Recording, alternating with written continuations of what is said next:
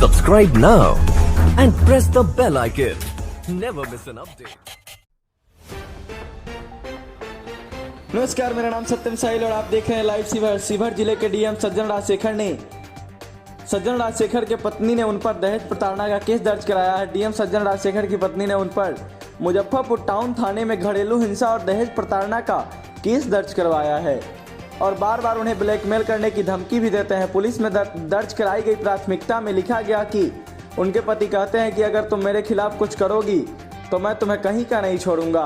पत्नी ने आरोप लगाया है कि उनके पति बेहद गुस्सैल स्वभाव के हैं। उन्होंने आशंका जताई है कि डीएम सज्जन राजशेखर 2 बच्चों के साथ साथ उन्हें नुकसान पहुंचा सकते हैं। डीएम सज्जन राजशेखर की पत्नी ने आरोप लगाया है कि दोनों बच्चों को अपने कब्जे में रखा हुआ है। एक बच्चे की उम्र 2 साल और दूसरे का तकरीबन 10 महीना है।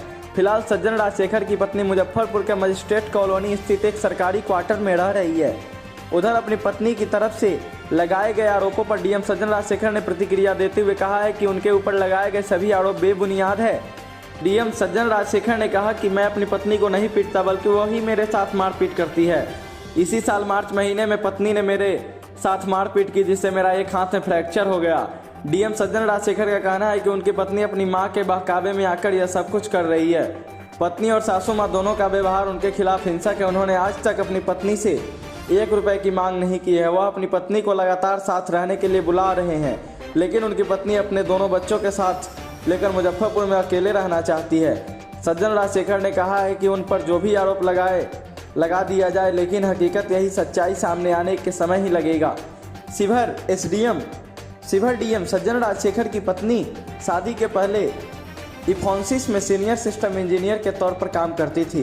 4 साल पहले दोनों की शादी हुई थी। डीएम सज्जन राजशेखर और उनकी पत्नी दोनों चेन्नई के रहने वाले हैं।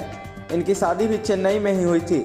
उनकी पत्नी जो एफआईआर दर्ज कराई है उसमें यह भी आरोप लगाया गया है कि उनके पति दहेज की मांग करते हैं।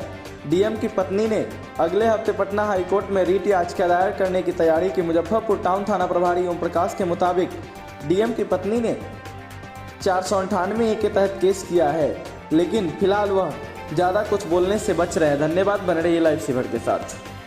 Subscribe now and press the bell icon. Never miss an update.